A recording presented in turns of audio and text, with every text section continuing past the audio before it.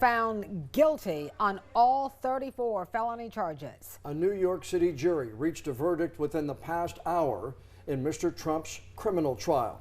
WECT's Washington correspondent Brendan Cullerton is live now with us with a closer look at the verdict. So, Brendan, what does this mean for the former president? Can he still run for president?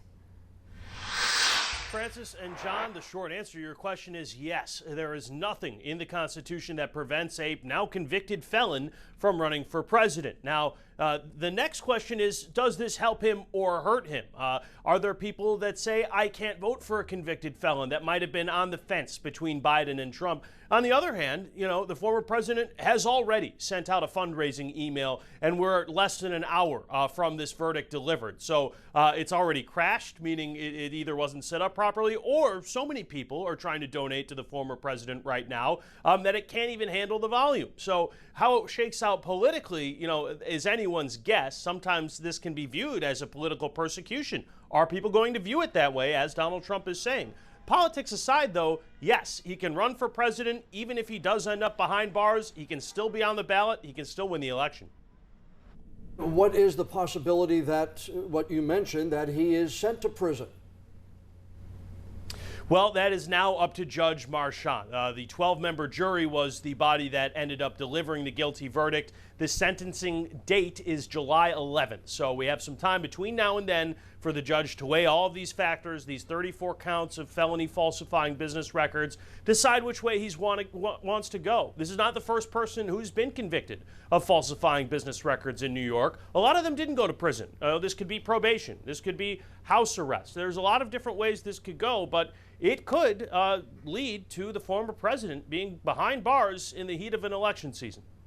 And as you said, it could also enhance his campaign, as in campaign funds are coming in by the droves. WECT's Washington correspondent Brendan Cullerton. Brendan, appreciate your time. Thanks. So what is next? Mr. Trump talked to reporters as he left that courtroom in New York City. He called the trial a disgrace, saying it was rigged. This was a disgrace. This was a rigged trial by a conflicted judge who was corrupt. It's a rigged trial, a disgrace. They wouldn't give us a venue change. We were at 5% or 6% in this district, in this area. This was a rigged, disgraceful trial. The real verdict is going to be November 5th by the people. And they know what happened here, and everybody knows what happened here. Now, we're also hearing from elected lawmakers about their reaction to the verdict. North Carolina Senator Thom Tillis sent out an email statement, and it says in part, here's the quote, "I'm shocked by the verdict, considering that, in his opinion, this case should have never been brought forward. From the beginning," the senator says, "it was clear that a radical, politically motivated state prosecutor was using the full weight of his office to go after President Trump. At the same time, he turned a blind eye to violent criminals," end quote. Now, the senator went on to say that he hopes the Trump team appeals the verdict. Look for more on the verdict coming up on NBC's Nightly News following WECT News at 6. Now to another top story. The state is putting money behind the idea of a toll bridge to replace the Cateford Memorial Bridge. The North Carolina Department of Transportation has released its priority funding list for the next 10 years. The toll option to replace the Cateford Memorial Bridge scored high enough to receive $85 million in funding, but the non-tolled option did not. NC Department of Transportation engineer Chad Kimes says this does not mean a toll bridge will happen. He said it will help the project score higher on federal grant applications. Those grants, with the new state funding, could help fully fund a replacement without it being a toll bridge. We've already applied for 3 different federal grants. However, now this strengthens our applications for these grants. Mainly the main reason it shows it is now a truly funded priority of the state of North Carolina and the DOT to replace this bridge. And DOT representatives are waiting to hear back on those 3 federal grant applications. The Wilmington Metropolitan Planning Organization Board would have to vote on whether to move forward with a toll bridge before any project can begin. A man about to go on trial for first-degree murder will get to walk free after a key witness refused to testify. Prosecutors put Malik Myers on trial for the 2021 murder of Elijah Wyndham. Wyndham died after a shooting at Harbor Ridge Apartments. Now, the trial started this week, but prosecutors say a witness necessary to proving Myers' involvement refused to testify even after the court ordered him to. They say with the rest of the evidence being what they called insufficient, prosecutors decided to dismiss the charges. You know, firefighters are used to responding to emergencies here on the ground. They are, but as you can see right here, crews had to go high in the air this week in Whiteville to make a dramatic rescue. WECT's Ashley Balsavius talked to the rescue crew who say they have never done this before. What started as some common exterior work here at Columbus Regional on Wednesday turned into an emergency, leading the fire department to save the day. Workers had to replace a window between the 3rd and 4th floor of Columbus Healthcare on Wednesday when the motor of their platform malfunctioned, leaving them stranded several stories up. That's when the Whiteville Fire Department stepped in. Chief David Yurgo says, "We got a phone call. They had a couple workers that were stuck on the side of the building. The scaffolding they were using got jammed up and locked up where it wouldn't lower them or raise them." Captain Mark Rowan was part of a 3-person team who used the department's ladder truck and went up more than 40 feet to safely bring the workers down. While it was the first rescue of its kind for the department, Rowan says it was just business as usual. We haven't had a lot of high-angle rescue training. However, this situation kind of worked out. It was pretty easy because our ladder was able to reach them. He says the incident goes to show that the fire department serves a variety of purposes in the community. People here at the fire department, they think that's what we do, spray water and put out fires. But it's clear they do much more than that. Yurgo says if the workers were a few stories higher, it could have been a completely different story. Reporting in Whiteville, Ashley Balsavius, WECT News. All right, time to take a look at your first Alert forecast. A beautiful day to be along the water, whether you're at the east-facing beaches such as Wrightsville Beach, or if you happen to be in Ocean Isle Beach. Very nice here as well. Let's take a look at the view from our camera from the Jinx Creek restaurant. Beautiful conditions, mostly sunny skies currently at Ocean Isle Beach. The temperature there 81 degrees with a light southwest breeze at 5 miles per hour. Across the rest of the area, just about everybody seeing temperatures either in the upper 70s or lower 80s under mostly sunny skies. And tomorrow promises more of the same. Mostly sunny skies, no rain in the forecast, and with northerly breezes, high temperatures only expected to be in the lower 80s. We're even going to have some cool lows, some low 60s by tomorrow morning and 50s by Saturday morning. More on that coming up. We go now to the latest information on the City of Wilmington's plans to build a sidewalk along Wrightsville Avenue. WECT's Ava Brengord talked to a man who is taking the city to court, saying the project would ruin his property. The only issue is he doesn't own the land. Take a look at this, a canopy of trees towering over a century-old home on Wrightsville Avenue in Wilmington. 6-foot hedges blocking the home from view, a picturesque setting. However, owner John Vogt says this could all be a thing of the past. The plan was to take out a good portion of our front property, which includes the green space, the landscaping. The city approved a project in 2014 to build a continuous sidewalk from Wrightsville Avenue to Independence Boulevard, a move to improve safety in the area. City officials even noting that the public may have concerns about the loss of landscaping in a 2020 meeting. Making certain that in some way, shape, or form that the public understands what we're doing here. Emails Vogt shared with WECT show city officials' plans to compensate Vogt for landscaping and temporary construction easements while the sidewalk is built. After pushback from Vogt, the city filing a notice of condemnation in April of this year, prompting Vogt to file a restraining order against the city in May. The city was moving ahead irregardless of our concerns, irregardless of the history. We were left with no choice but to file a temporary restraining order to have the courts look at what's going on on this street and what the city's proposed plan is. He hopes to work with the city for a solution that both installs a sidewalk and preserves his landscape and privacy. It really is unfortunate, the fact that we have to now go before the courts to have this resolved at city expense, at our expense, for something that we believe is an easy solution. Now, Bowen is now in the process of filing an injunction against the city's condemnation. Now, we did reach out to city representatives for a comment. A spokesperson says they cannot comment on pending litigation.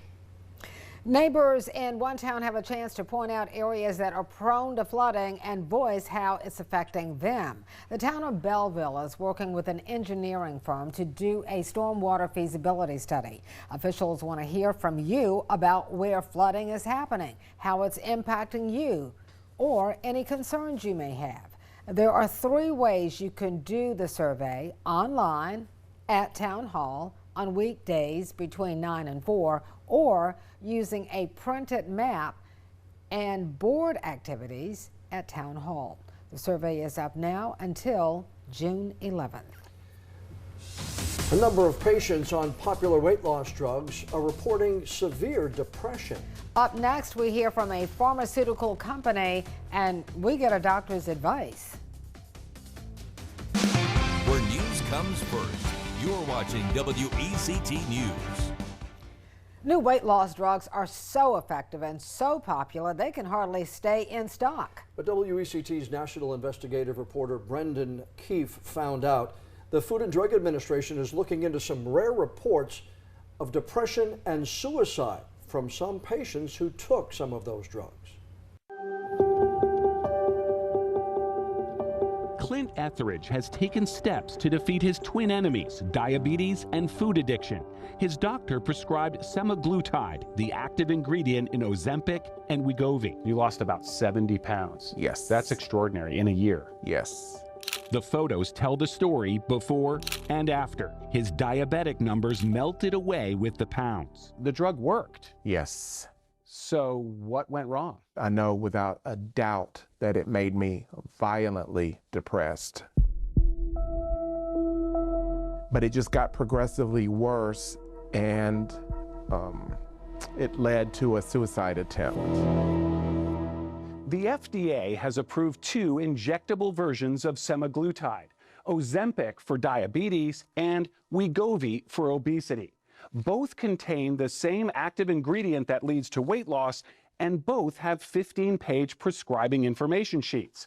For Wegovy, prescribers are told to monitor their patients for depression or suicidal thoughts and discontinue if symptoms develop.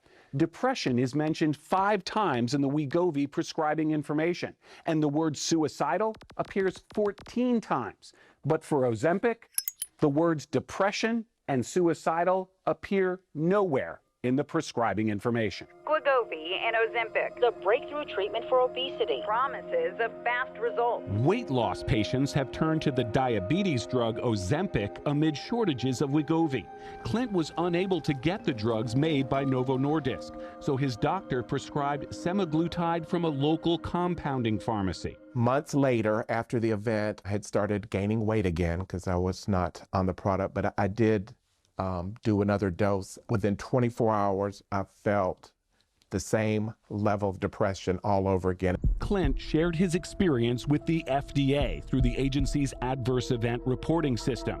We found 262 self-reported cases of depression and suicidal ideation for semaglutide products.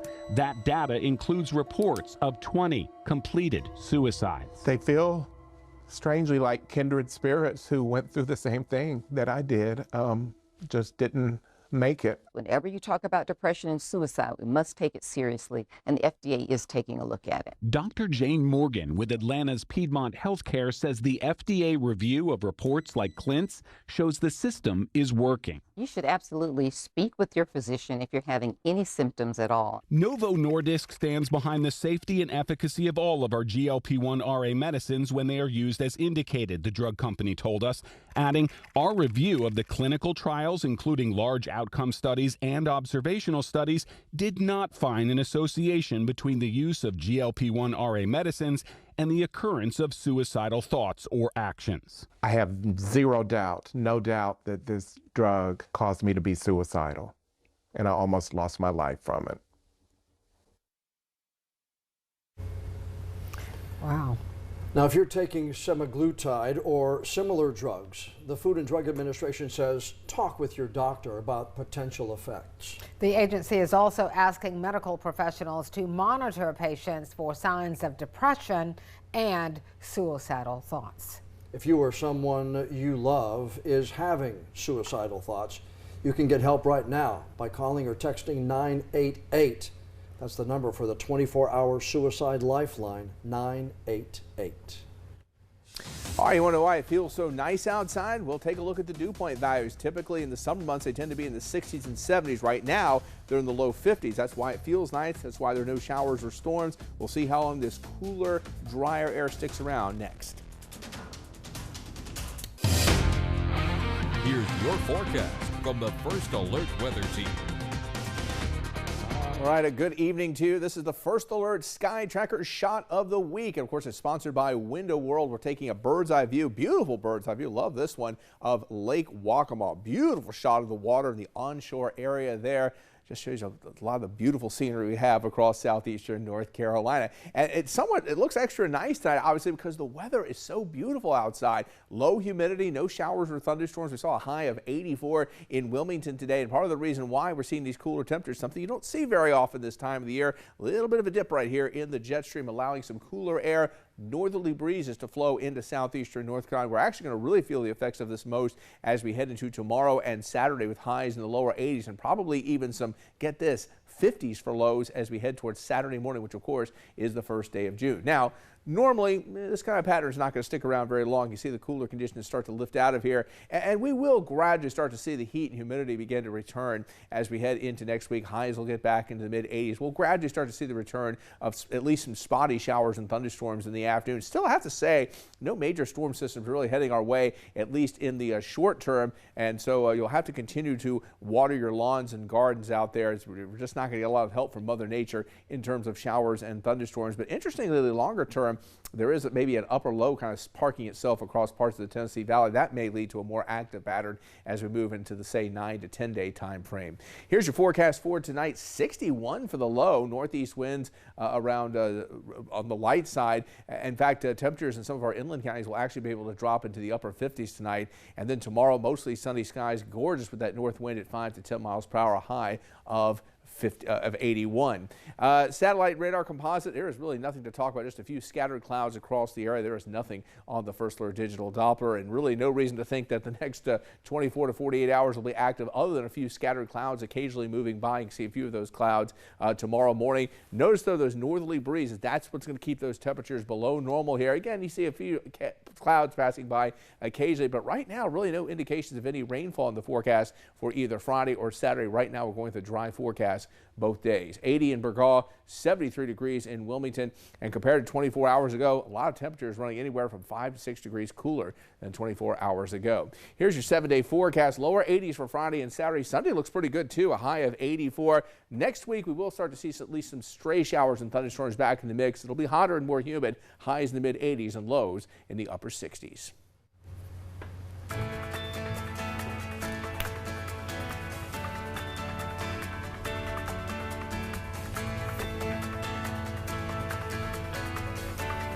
Are you a weather watcher, storm chaser, or future forecaster? Gannon Medwick has the stories and signs of southeastern North Carolina skies. Stream Shootin' the Breeze episodes now on these platforms or at WECT.com/anywhere.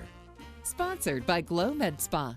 We are Wilmington's premier med spa with an exceptional reputation of redefining confidence and rediscovering glowing skin. Glow Med Spa, keeping Wilmington fabulous for 19 years. All right, it was an absolutely beautiful day. Yeah, it still is now. It is, as we approach the weekend, and we're going to continue this trend. You want more of the same? Is that what you guys are saying? I hear this is popular. Yeah, I'll take it. Sure, why not? Let's do it. We'll take it. Sure. Maybe even better. Maybe even cooler than today. How about highs in the lower 80s? Maybe even some 50s. Can you believe that? By Saturday morning, I mean, that's about as good as it gets here as we start June. Even Sunday looks pretty good, a high of 84. Gradually next week, you probably guessed it, heat and humidity start to return. Highs get back in the mid-80s. The lows are a lot warmer. And eventually, maybe some better shower and thunderstorm chances towards the end of next week. You have to, of course, water your lawns and gardens. Yeah, but Saturday morning looks a little chilly. Yeah, 58. Crisp. Crisp, that's a good word, yeah. Crisp morning. Nice end to the afternoon there.